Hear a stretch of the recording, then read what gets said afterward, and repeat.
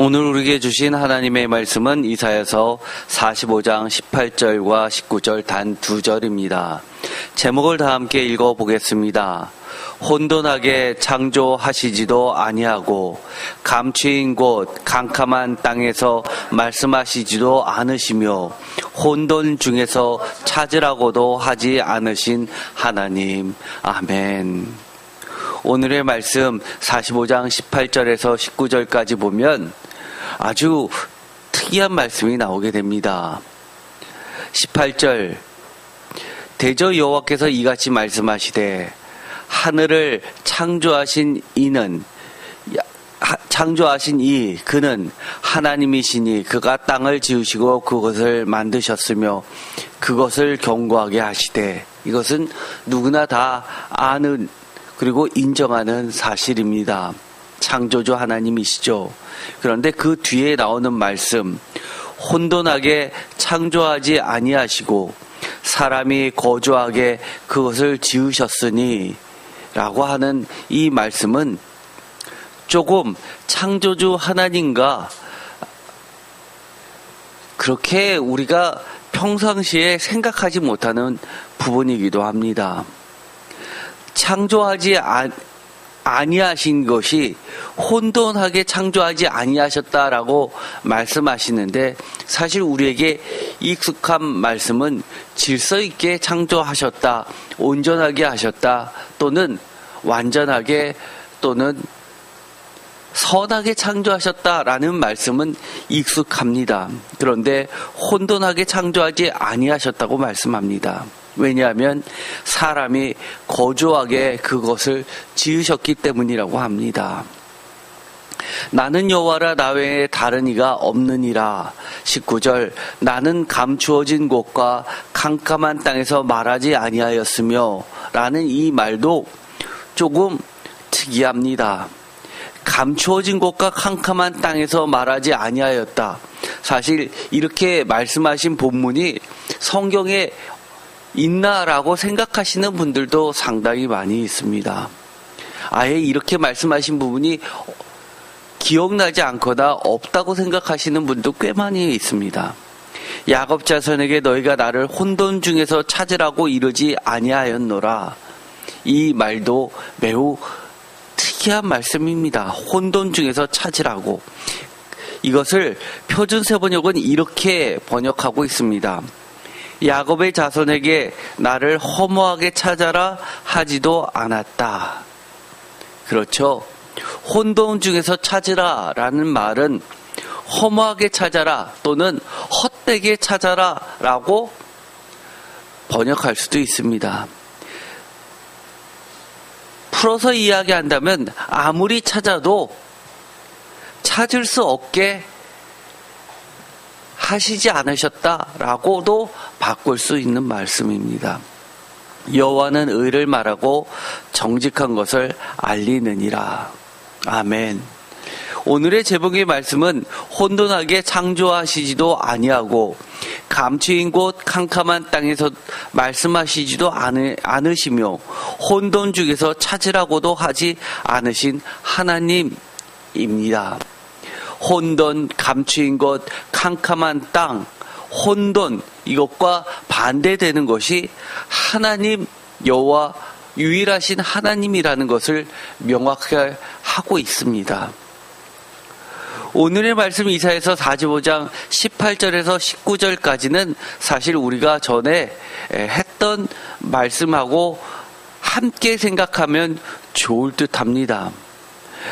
2023년 7월 30일 날 이사야서 45장 11절에서 15절까지 말씀을 나누면서 나 외에 다른 신이 없는 진실로 스스로 숨어 계시는 하나님이 하시는 공의로우신 구원의 일이라는 제목으로 말씀을 드린 적이 있습니다.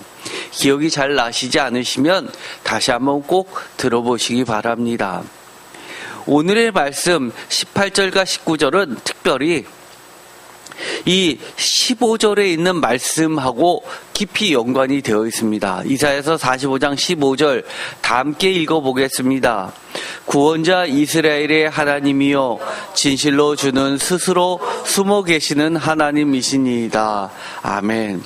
표준 세번역은 이것을 자신을 숨기시는 하나님이십니다 라고 번역하고 있습니다. 우리가 이 말씀이 기억나시는 분도 계시겠지만 기억나시지 아니하시는 분은 반드시 이 설교 말씀을 들어보시기 바랍니다. 제가 그때도 하나님께서는 우리 보고 하나님을 증거하라, 예수님을 전하라, 복음을 전하라라고 이야기했으면 왜 굳이 스스로 숨어 계셔야만 하나? 숨어 계시는 하나님처럼 잘 사람들이 드러나지 않는 그런 하나님이실 필요가 뭐가 있을까라는 생각마저 든다고 말씀을 드렸습니다. 그러면서 진실로 숨어 계시는 하나님은 나에게 어떤 의미가 있습니까? 라고 설교를 마무리하면서 정리한 적이 있었죠. 이것은 스스로 숨어 계시는 하나님을 통해서 오히려 우리는 전지전능하신 창조주 하나님의 절대성과 무한성에 대한 경외와 참된 예배를 드리게 만든다고 했습니다. 두 번째는 하나님에 대한 오히려 무한 신뢰와 절대 믿음을 갖게 한다고 했습니다. 많은 분들이 뭘 하나님이 보여야 믿지라고 하지만 오히려 숨어 계신 하나님이시지만 하나님께서 철저히 보이지 않는 손을 통해서 하나님의 역사를 이뤄 가시는 것을 통해서 내가 다 알지 못해도, 내가 다 보지 못해도 하나님에 대한 절대 신뢰, 무한 신뢰를 갖게 만드는 매우 중요한 말씀이라고 했습니다. 이것을 통해서 세 번째는 하나님의 철저한 은혜와 네 번째는 철저한 반대되게 인간의 유한성과 자기 사랑의 반영인 모든 우상의 허무성을 드러낸다고 말씀을 드렸습니다. 오늘의 말씀과 관련해서 이 말씀을 보면 이미 우리가 살펴본 것처럼 하나님의 그 숨어 계시는 속성을 통해서 우리는 창조주 하나님의 비밀을 발견하게 됩니다. 그런데 이 이사야서 45장 이 18절과 19절을 보면 아주 우리가 좀 기억해야 되는 말씀이 있습니다. 15절과 관련하여서 이 숨어 계시는 하나님, 사람들의 눈에는 분명하게 하나님은 보이지 않으니까 숨어 계시는 하나님이시기에 반대되게 감추어진 곳, 캄캄한 땅, 혼돈 중에 계시는 하나님처럼 오해될 수 있지만 손으로 만질 수 있고 눈으로 볼 수 있는 우상들, 대표적으로 이 이사야서 45장에는 바벨론의 대표적인 우상인 토우라는 우상을 드러내고 있으면서 이 토우는 혼돈의 신의 이름입니다.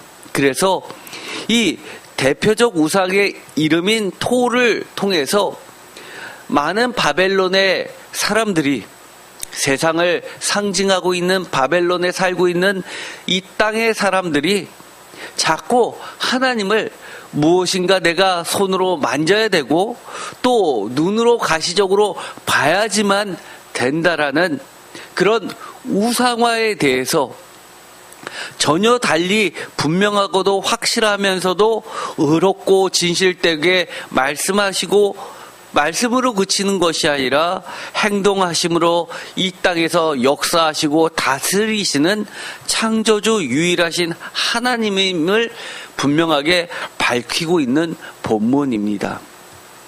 그렇기 때문에 이 오늘의 말씀은 이 차원에서 이 18절과 19절을 이해해야 합니다.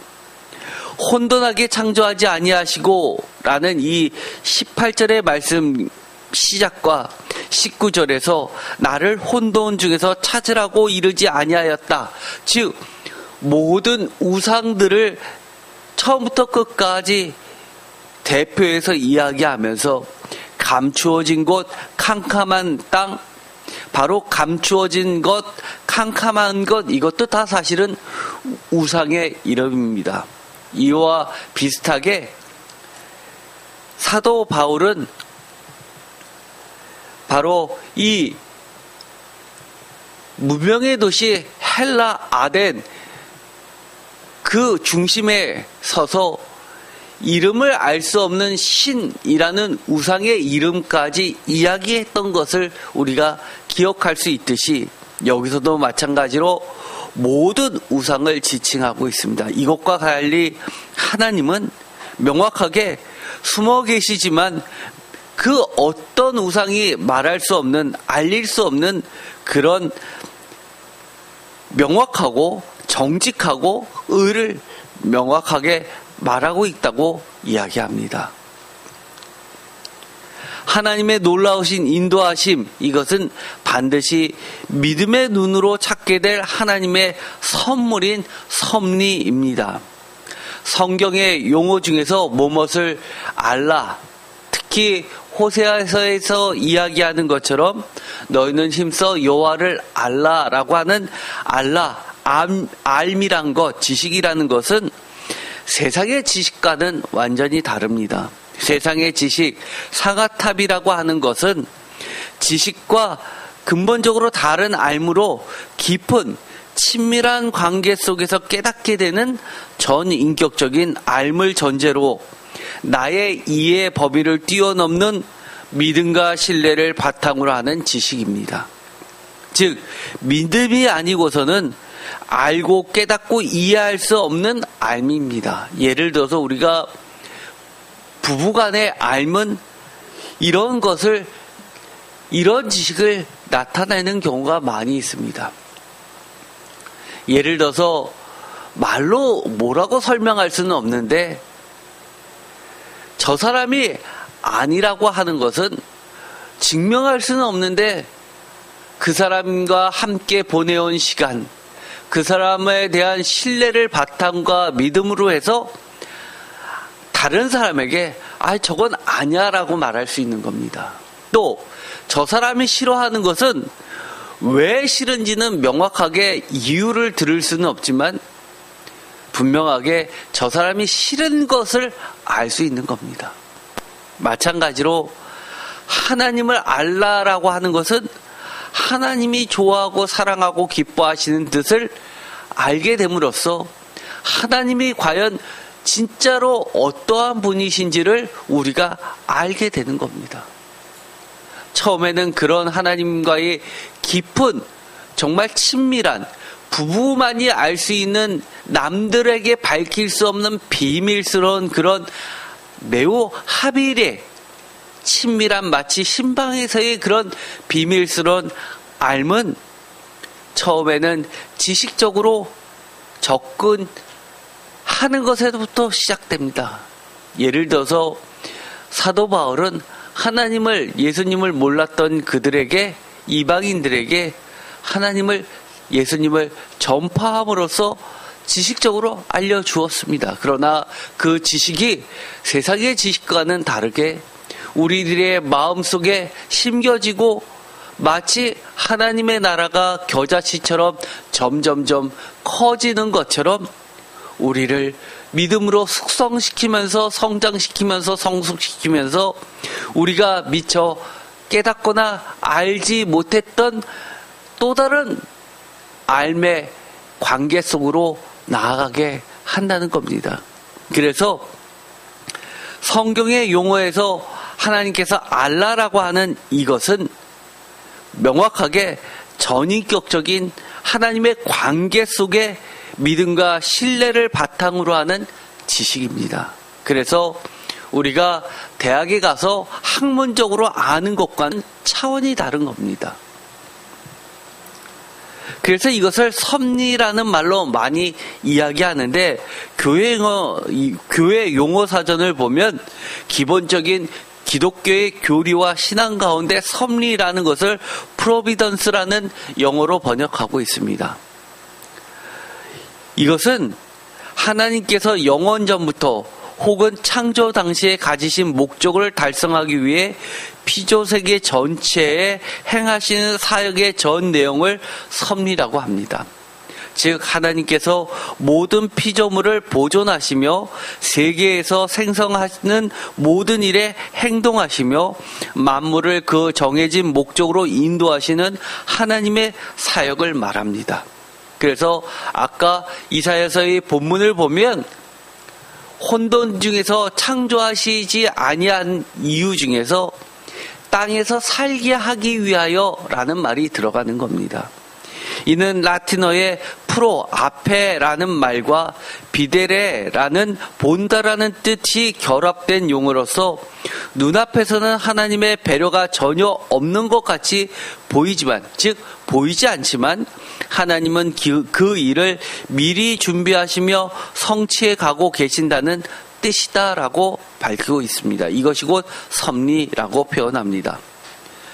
성경에서는 섭리라는 직접적인 표현은 없으나 모든 일을 그의 뜻의 결정대로 일하시는 이의 계획을 따라 우리가 예정을 입어 그 안에서 기업이 되었으니 에베소서 1장 11절 구하기 전에 너희에게 있어야 할 것을 하나님 너희 아버지께서 아시느니라 마태복음 6장 8절 라고 하신 구절 등 만물에 대한 하나님의 통치와 인간에 대한 끝없는 돌보심이 명백히 기록되어 있으므로 섭리는 성경적인 교리라고 할 수 있다라고 말합니다. 마태복음 5장 45절과 로마서 8장 32절의 경륜을 참조하라고 하는데 이 섭리는 이 한자를 보면 다스릴 섭자가 나오게 됩니다. 귀자 세 개를 붙잡고 있는 손이 있게 되죠. 그래서 이것을 잡을 섭, 편안할 엽, 기꾸미게 삽, 접을 접자입니다. 그래서 이것은 다스리다, 거느리다 라는 뜻도 있고 잡다, 유지하다, 어떤 상태나 상황을 그대로 보존한다 라는 뜻도 가지고 있습니다. 그래서 이것은 우리나라 국어사전에는 자연계를 지배하고 있는 원리와 법칙까지 나타나고 있습니다. 원리와 법칙이라는 말은 우리가 기억할 필요가 있습니다. 성경에서는 이것을 다른 말로 하나님의 다스리시는 원칙, 규칙이라고도 바꿀 수 있습니다. 그래서 기독교 용어사전에서는 세상과 우주 만물을 다스리는 하나님의 뜻으로 보고 있습니다. 그래서 이 프로비덴스라는 이 영어 사전을 보더라도 어떤 뜻이 있냐면 예비나 준비라는 뜻도 가지고 있습니다. 그래서 어떤 분들은 이것을 예정론에 대한 근거라고 이야기하시는 분이 계시는데 사실은 이 감리교에서는 그런 예정을 인정하지 않죠. 오히려 장로교에서 이야기하는 이 예정, 이것은 하나님의 절대 주권을 지나치게 강조한 면이 있다라고 이야기합니다. 그래서 웨슬리 선생님은 이 감리교를 창조하시면서 이렇게 이야기했죠. 하나님의 예정은 모든 사람을 구원하시려고 하는 예정 말고는 없다. 나머지는 정해져 있는, 어떤 사람은 장로교에서 이야기한 칼빈이 이야기하는 것처럼 구원받은 자가 정해져 있고 구원받지 못하는 자가 정해져 있다라고 하면서 심지어 극단적인 칼빈주의자들이 전도도 할 필요가 없다라고 이야기하는 것은 사탄의 교리라고까지 이야기를 했을 정도입니다. 그래서 마태복음 6장 8절에 보면 이런 말씀이 나옵니다. 그러므로 그들을 본받지 말라. 구하기 전에 너희에게 있어야 할 것을 하나님 너희 아버지께서 아시느니라. 하나님 너희 아버지께서 알고 계신다 라고 하는 것은 이 섭리를 나타내는 중요한 말 중에 하나입니다. 또 시편 104편 103편 14절에 보면 이는 그가 우리의 체제를 아시며 우리가 단지 먼지뿐임을 기억하심이라. 이 안다라고 하는 것은 11절에 있는 것처럼 하나님의 인자하심을 전제로 하고 있기 때문입니다. 그래서 하나님의 아심은 13절에도 아버지가 자식을 긍휼히 여긴 같이 라고 하면서 하나님의 은혜를 전제로 했을 때에 하나님의 그 지식이 우리도 하나님의 관계 속에서 하나님의 사랑을 깨닫고 하나님을 이해하고 알게 되는 것을 이야기합니다. 그래서 아까 교회 용어 사전에서 경륜을 보라고 하는 것도 바로 이러한 것을 나타내고 있습니다. 일정한 목표를 가지고 이를 조직적으로 계획함, 세상을 다스림, 이는 헬라어로 오이코노미아, 오이코라는 집과 노미아, 우리가 이코노미 할 때 이 노미가 바로 이 관리를 뜻하는 헬라어의 뜻을 가지고 있습니다. 그래서 노메오가 결합된 표현으로 집을 관리하고 다스리는 것, 즉 1차적으로는 천지기 직분, 스튜어집을 이야기하고 대표적으로 누가복음 16장 2절에 이 청지기 이야기가 나오게 되죠. 신학적으로는 하나님의 거룩하신 뜻, 계획과 다스림과 관련해서 세상 만물의 운행과 질서를 주장하시고 온 역사를 주관하시며 인간 구원의 계획과 실행 등에 관여하시는 하나님의 거룩한 역사, 다른 말로 이야기해서 섭리를 가리킨다고 이야기합니다. 이것이 에베소서 1장 9절, 골로새서 1장 25절, 디모데전서 1장 4절의 말씀입니다. 제가 이렇게 이야기하니까 너무 딱딱하지요? 다시 성경 말씀을 통해서 자세히 말씀을 드리고자 합니다. 에베소서 1장 9절에 경륜이란 말로 번역된 부분이 나오게 됩니다. 그 뜻의 비밀을 우리에게 알리신 것이요 그의 기뻐하심을 따라 그리스도 안에서 때가 찬 경륜을 위하여 예정하신 것이다. 경륜과 예전을 같이 놓고 있습니다. 이 경륜이라고 번역된 것을 보면 앞으로라는 뜻과 티테미라는 단어가 결합돼서 프로티테마이라는 단어를 형성하고 있습니다. 이것은 set before입니다. 티테미는 두다라는 뜻을 가지고 있죠. 그런데 로마서 1장 13절을 보면 이것이 예정, 칼빈이 이야기하는 그런 예정론, 픽스된 것을 이야기하는 것이 아니라는 것을 명확하게 합니다. 로마서 1장 13절에 보면 형제들아 내가 여러 번 너희에게 가고자 한 것을 너희가 모르기를 원하지 아니하노라. 이는 너희 중에서도 다른 이방인 중에서와 같이 열매를 맺게 하려 함이로되 지금까지 길이 막혔도다. 여기에서 보면 너에게 가고자, 뭐뭐 하고자 라는 것이 프로티테마이의 번역입니다. 즉 뭐냐 하면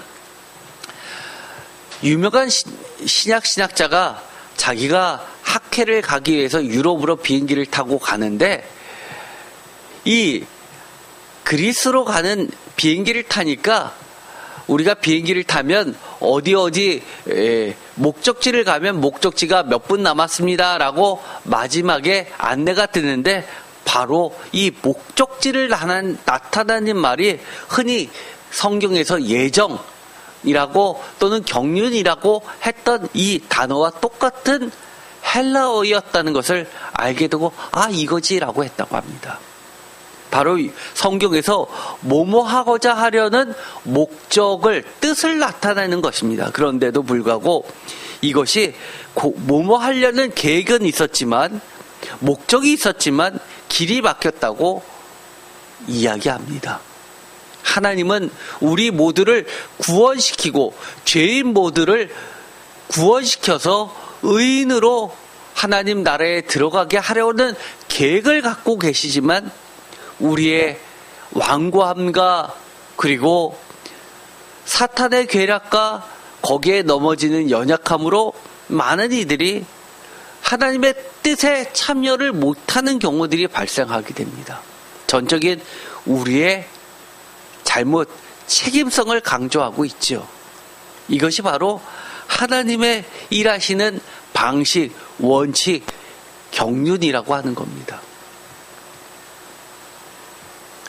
또 경륜이라고 번역되어 있는 성경 본문 에베소서 3장 2절과 3장 9절과 디모데전서 1장 4절은 매우 유명한 본문입니다. 너희를 위하여 내게 주신 하나님의 그 은혜의 경륜을 너희가 들었을 터이라. 에베소서 3장 9절 영원부터 만물을 창조하신 하나님 속에 감추어졌던 비밀의 경륜이 어떠한 것을 드러나게 하려 하심이라.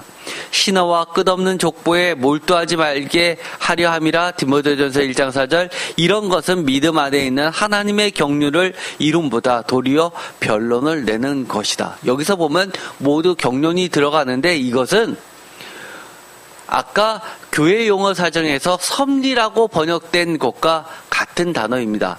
오이코노미아입니다. 오이코, 직과 노미아라는 단어가 결합되어 있어서 스튜어드십 또는 어드미니스트레이션이라고 번역하고 있습니다. 우리가 어드미니스트레이션이라고 하면 매니지먼트하고 같은 개념이죠. 경영을 이야기하고, 제가 회사에 처음 대기업을 들어갔더니만 여러 부서를 처음 소개를 시켜주면서 인사를 시키는데, 대기업이다 보니까 온갖 많은 부서가 많지 않습니까? 그런데 그 앞에 지나갈 때 보면 팻말들이 있는데, 이 총무팀에 가는데 총무팀 밑에 이렇게 한글로 총무팀 되어 있고 그 밑에 영어로 어드미니스트레이션이라고 써 있는 것을 보았습니다.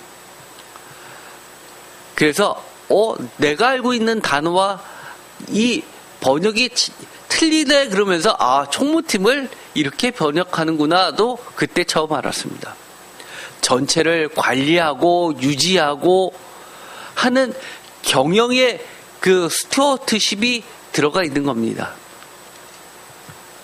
그래서 이 영어 성경에서는 이것을 매니지먼트라고 번역하기도 합니다.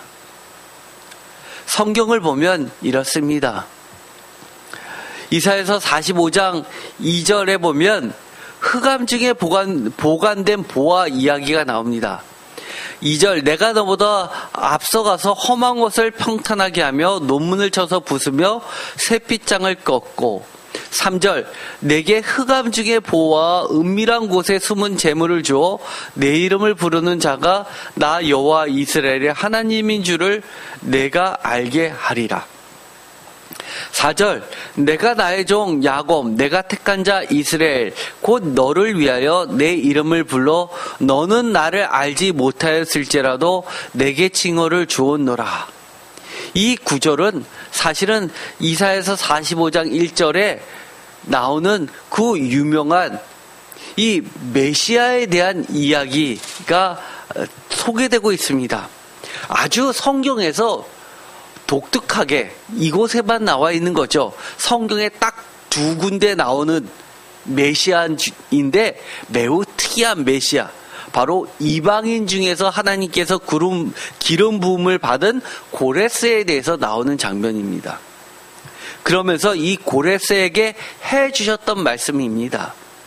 또 한 군데는 바로 이사야서 바로 전에 있었던 44장 28절 고레스를 내 목자라고 칭하는 것에 나오게 됩니다. 이처럼 매우 독특한 본문, 이 이방인 메시아 고레스를 설명하면서 나오는 말인데, 여기에 보면 흑암 중에 보화 은밀한 곳에 숨은 재물, 표준세 번역은 이것을 안 보이는 곳에 간직된 보화, 감추어둔 보물이라고 이야기하면서 뭐라고 이야기하냐면, 고레스가 비록 나를, 하나님을 모른다 했을 때에도 내가 너를 먼저 선택해서 이 고레스가 알지 못하는 곳에 있는 이 보화를 고레스에게 가져다 준다는 겁니다. 즉 사람들은 혼돈 속에 감추어졌던 보물이지만 하나님은 혼돈 속에서 찾으라, 허무하게 찾으라라고 하는 것이 아니라 감추어져 있지만 이것을 드러내면서 하나님은 이 온 세상을 다스리고 경영하시고 그리고 하나님의 뜻을 성취해 가시는 분으로 설명하고 있다는 겁니다. 또 특이한 본문이 있죠. 이사야서 43장 15절과 16절. 제가 아주 좋아하는 말씀입니다. 바닷속에 감추어진 지름길입니다. 43장 15절 나는 여호와 너희의 거룩한 이요 이스라엘의 창조자여 너희의 왕이니라. 16절 다 같이 읽겠습니다. 나 여호와가 이같이 말하노라. 바다 가운데 길을 큰 물 가운데 지름길을 내리고. 아멘. 제가 너무너무 좋아하는 말씀입니다. 바다 가운데 길을 큰 물 가운데 지름길을. 이것은 사람들은 바다 가운데 길이 없다고 합니다. 그런데 하나님은 출애굽을 통해서 바다 가운데 길을 내셨고 지름길을 내셨습니다. 그런데 이 말씀을 도선사가 뭔지 알죠? 먼 바다를 항해하는 큰 배들은 이 육지에 대려면 누구를 반드시 고용하냐 하면 바지선처럼 작은 배를 끌어다가 큰 배에 실는 사람이 반드시 있습니다. 그것이 바로 도선사입니다. 도선사는 그 땅에 육지에 오랫동안 살았던 어부 중에서 바닷길을 잘 아는 사람을 도선사로 칭하고 그 다음부터는 아주 큰 배를 가지고 넓은 바다를 항해했던 자가 그 배를 모는 것이 아니라 이 도선사가 육지에 댈 때 밑에 있는 안에 바닷속에 있는 여러 가지 암초들을 피해서 큰 배들을 안전하게 무태 이끄는 자를 이야기합니다. 왜냐하면 그 바닷속에는 길이 있는데 길이 아닌 데로 가다가는 배가 파손되기 때문입니다. 그런데 인생 가운데도 바닷속을 볼 수 없는데도 불구하고 하나님은 감추어 있었던 바다, 큰 물 가운데 지름길을 내시는 분이라고 이야기합니다. 우리 인생 가운데 보이지 않지만 성경에선 이 바다를 인생으로 표현하고 있습니다. 큰 풍랑이 일어나죠. 우리가 정말 죽을 고비에 놓여 있지만 하나님은 우리를 지름길로 인도해 주십니다. 또 성경에 보면 예수님은 마태복음 13장 44절에 천국을 이야기하면서 밭에 숨겨놓은 보화 이야기를 하십니다.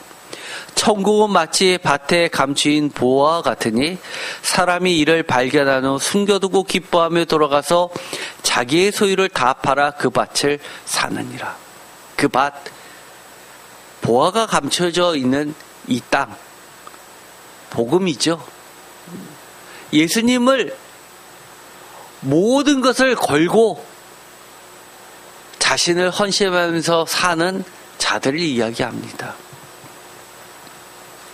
신앙이란 하나님을 저는 이렇게 이야기합니다. 온전히 알아가는 과정이라고 말하고 싶습니다. 신앙, 막연하게 믿음 이렇게 이야기하면 안 되죠.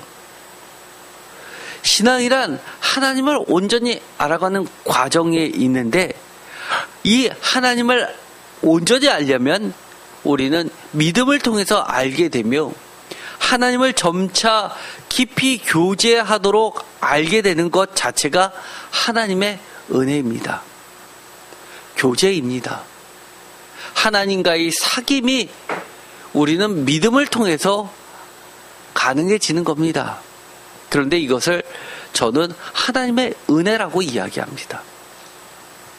그래서 요즘 신학계에서는 오직 믿음으로 구원받는다라는 종교개혁의 루터식 구원론에서 반성하면서 뭐라고 이야기하냐면 믿음을 통하여 은혜로 구원받는다고 이야기합니다. 사실 로마서 1장 17절 그 유명한 종교개혁을 일으켰던 본문 복음에는 하나님의 의가 나타나서 믿음으로 믿음에 이르게 하나니 기록된 바 오직 의는 믿음으로 말미암아 살리라 함과 같으니라.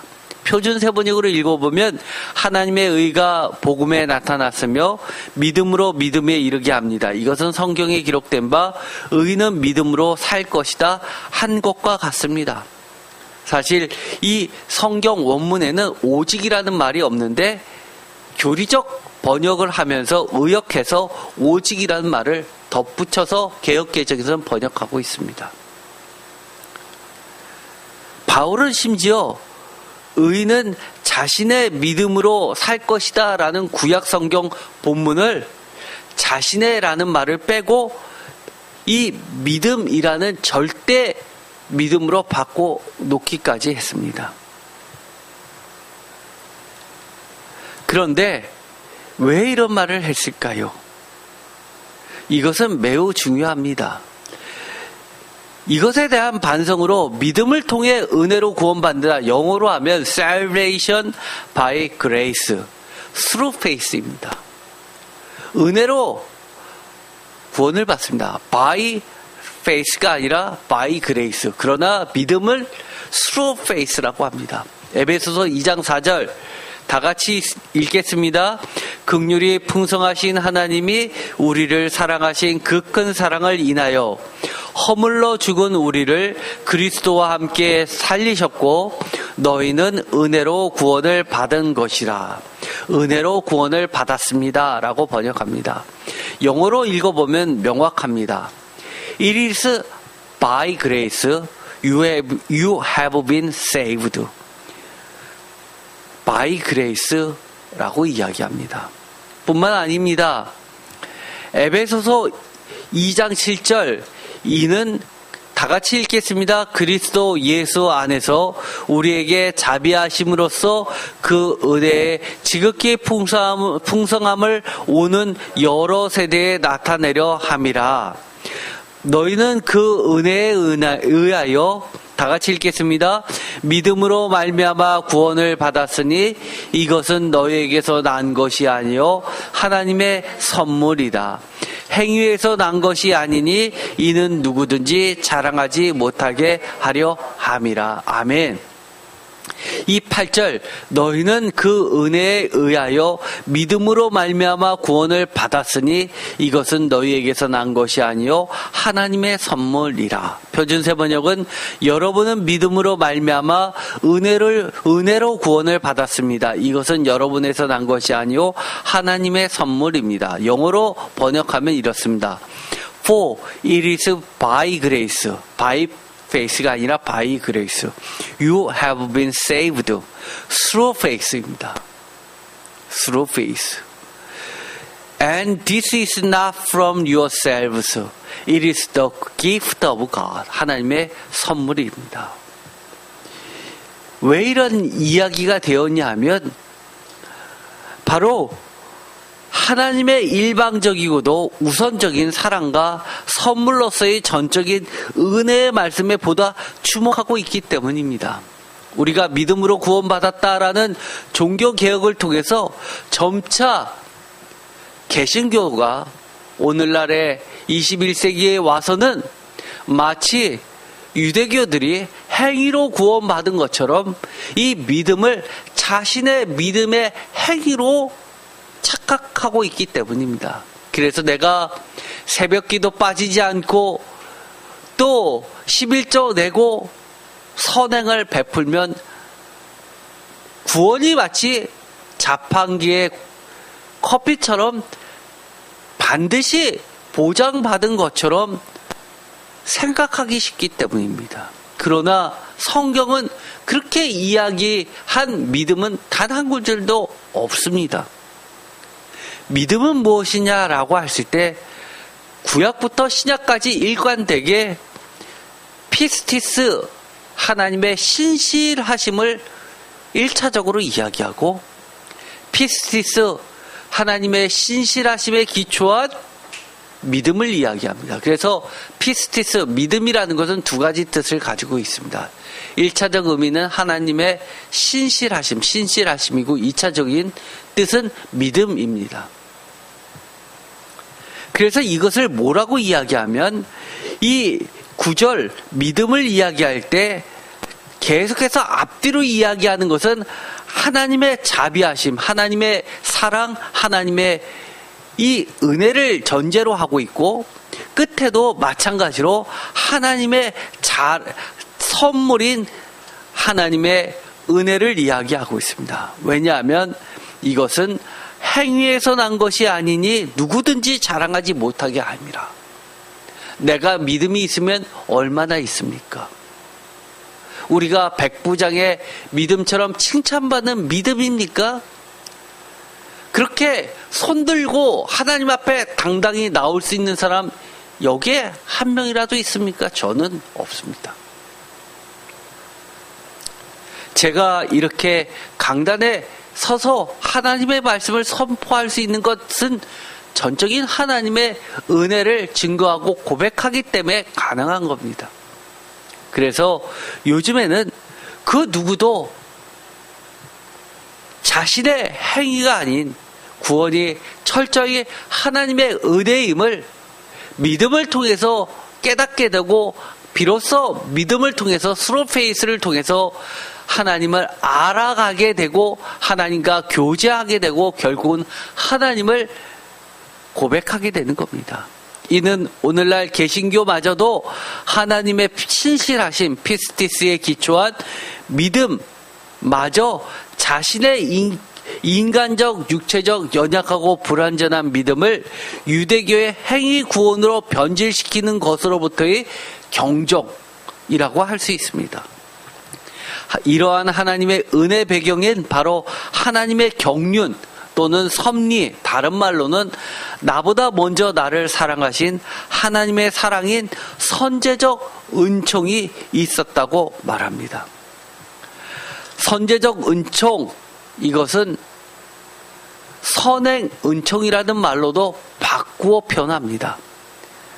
이 감리교에서 특별히 웨슬리는 이 선행 은총을 중요하게 생각합니다. 그래서 중생, 신생이라는 말, 이거보다 앞서서 첫 단계로 무엇을 이야기하냐면 1단계로 하나님의 선행 은총, 선제적 은총을 이야기합니다.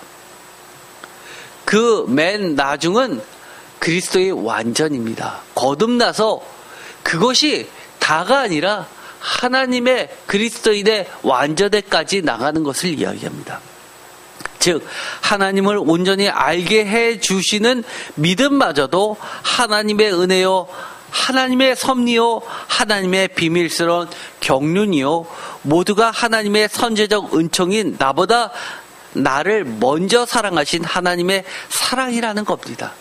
그래서 제가 새인교회의 이 목회를 시작할 때 매우 중시하는 3가지 성경 구절이 있습니다. 먼저 우리 교회의 이름이 새인교회라고 짓게 된 이사야서의 40장 31절의 새힘이라는 말씀과 또 여러분께서 이 새인교회를 들어오실 때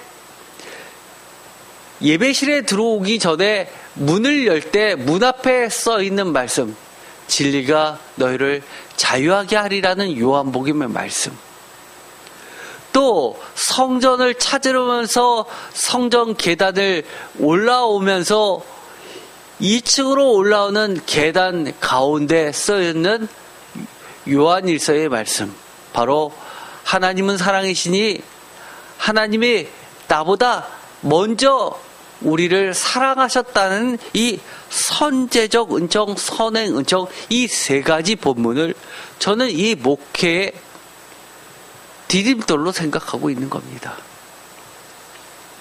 선행 은총, 인간의 어떤 선한 행위나 노력에 앞서서 행하시는 하나님의 은총을 말합니다. 그래서 이것을 프리비니언트 그레이스라고 영어로 이야기합니다. 프리, 앞선, 비니언트, 비니언트에서 이 빈은 컴이란 뜻을 가지고 있죠.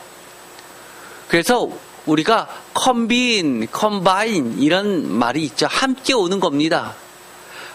프리비니언트하는 앞서서 오시는 은총이 있죠. 언제나 인간의 선한 행위나 노력에 앞서서 행하시는 하나님의 은총을 말합니다. 즉 사람이 하나님을 찾을 수 있기 이전에, 죄인이 하나님에 대한 올바른 지식을 가질 수 있기 이전에 하나님께서 먼저 사람을 찾으시고 구원의 은총을 베푸셨다는 교리입니다.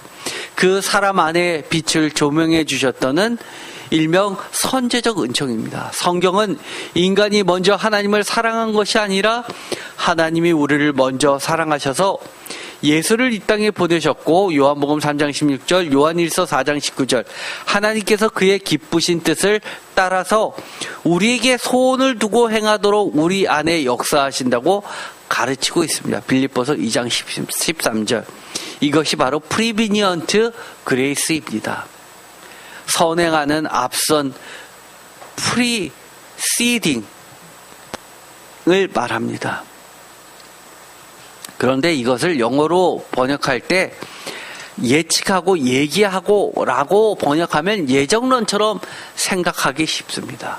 그러나 오늘 우리가 찬송가 296장을 죄인 구하시려고 라는 찬송을 먼저 부르면서 시작했습니다. 거기에 보면 이렇게 이야기하죠. 하나님의 크신 경륜 우리 삶을 주관하고 선한 뜻을 이루시려 연단하여 주시니 하나님의 크신지에 어찌 능히 헤아리며 하나님의 깊은지에 어찌 능히 깨달을까. 하나님의 크신 경륜은 우리가 보이지 않지만 보이지 않는 손을 통해서 우리를 다스리시고 또 우리 죄인을 구원하시고 붙드시고 하나님의 크신 사랑으로 깊으신 사랑으로 우리를 또한 이끌어 주시는 하나님의 섭리와 은혜를 이야기하고 있습니다. 그래서 크신 은혜, 크신 은혜, 깊은 은혜라고 고백하는 겁니다. 우리가 오늘 읽었던 이 하나님의 말씀, 이사야서 45장 18절과 19절에 있는 혼돈하게 창조하지 아니하시는 하나님께서 또한 우리에게 말씀하시는 것은 혼돈 중에서 찾으라고 이르지 아니하셨다라고 하시는 이 말씀은 다른 것이 아니라 우리를 먼저 사랑해 주셔서 은혜로 우리에게 다가오셔서 우리를 이끌어 주시고 결국 우리를 구원으로 이끌어 주시는 창조주 하나님을 말씀하고 계시는 겁니다.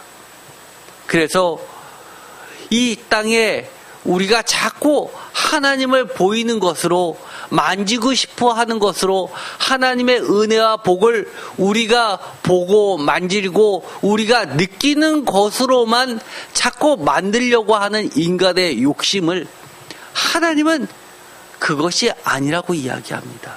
우리 눈에는 보이지 않지만 우리를 구원으로 이끄시고 또한 하나님 나라에 들어가게 하시고 하나님 나라에서 영원한 생명을 누리게 하시는 하나님의 지름길로서 인도해 주시고 우리를 때마다 일마다 앞서가시면서 돌보고 계시는 하나님의 은혜를 이야기하고 계시다는 겁니다. 어떠신가요? 계속 하나님을 혼돈 중에서 찾다 보니까 우리 자신이 자꾸 하나님을 우상화하려고 하는 것 아닙니까? 그러나 잘 생각해 보면 너무너무 간단합니다. 예를 들어서 이런 겁니다. 제가 심각한 질병이 있습니다. 의학계에서는 이것은 고칠 수 없는 병이라고 이야기합니다. 심지어 매주 가는 의사 선생님은 저를 뭐라고 부르시냐면 걸어다니는 시한폭탄이라고 표현할 의사 선생님도 계셨습니다.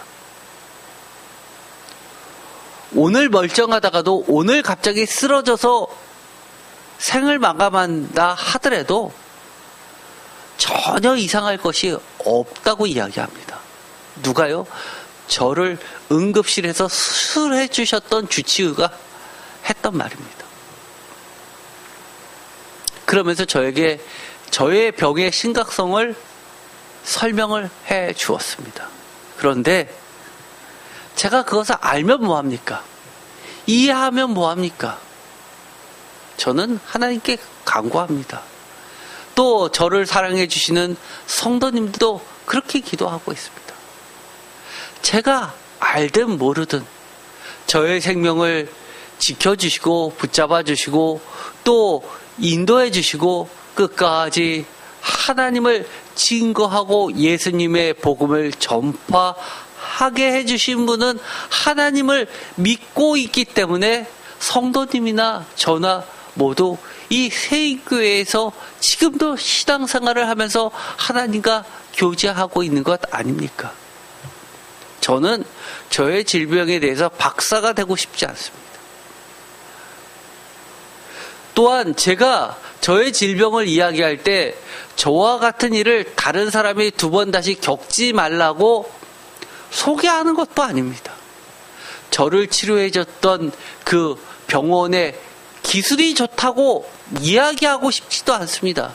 사실 저와 같이 똑같은 수술실에서 수술을 받았지만 생을 마감한 사람이 저보다도 훨씬 더 많습니다. 저는 지금도 숨어 계시지만 또한 감추어져 있지만 감추어져 있는 영원한 생명을 저에게 주시고 또 이끌어 주시는 하나님을 증거할 뿐입니다.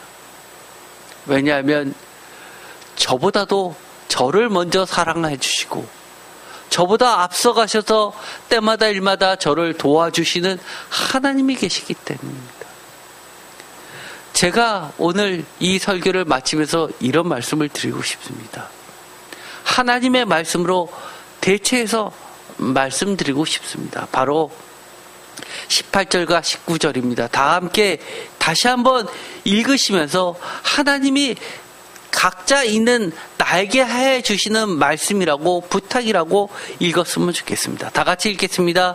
대저 여호와께서 이같이 말씀하시되 하늘을 창조하신 이 그는 하나님이시니 그가 땅을 지으시고 그것을 만드셨으며 그것을 견고하게 하시되 혼돈하게 창조하지 아니하시고 사람이 거주하게 그것을 지으셨으니 나는 여호와라 나 외에 다른 이가 없느니라.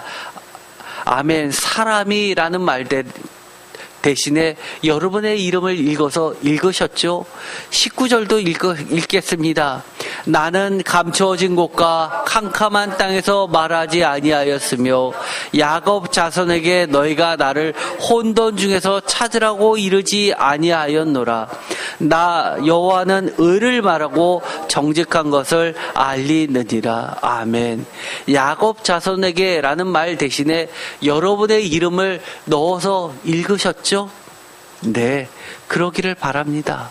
바로 왜냐하면 혼돈하게 창조하시지도 아니하고 감추인 곳 캄캄한 땅에서도 말씀하시지도 않으시며 혼돈 중에서 찾으라고도 하지 않으신 하나님이시기 때문입니다. 기도하고 마치겠습니다. 하나님, 오늘의 말씀을 통해서 다시 한번 하나님은 사랑이시고 내가 주님을 사랑하기 이전부터 나를 사랑하시고 죄인인 나를 먼저 찾아오셔서 구원해 주시고 또 보이지 않는 감추어진 보화를 주셨고 감추어진 이 바다 지르기를 통해서 영원한 하나님의 나라로 때마다 일마다 인도해 주시는 섭리하시는 하나님을 보게 하셨습니다. 이런 하나님을 우리가 끝까지 붙잡고 나아갈 수 있게 하여 주시옵소서.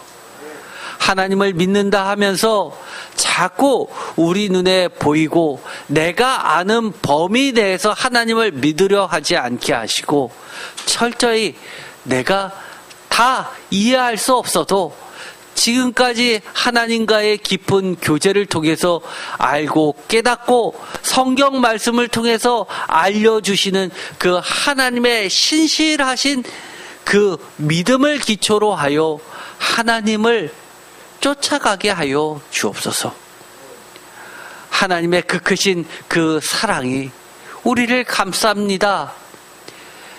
이 믿음도 행위처럼 만드는 그런 믿음이 아니라 철저하게 하나님의 은혜로 by grace 믿음을 통하여 스루 페이스, 하나님의 그 신실하신 피스티스를 기초로 하는 하나님을 향한 믿음, 예수님을 향한 그 믿음 피스티스를 통하여, 스루 페이스를 통하여 우리가 구원받게 하여 주옵소서. 예수 그리스도의 이름으로 기도드립니다. 아멘.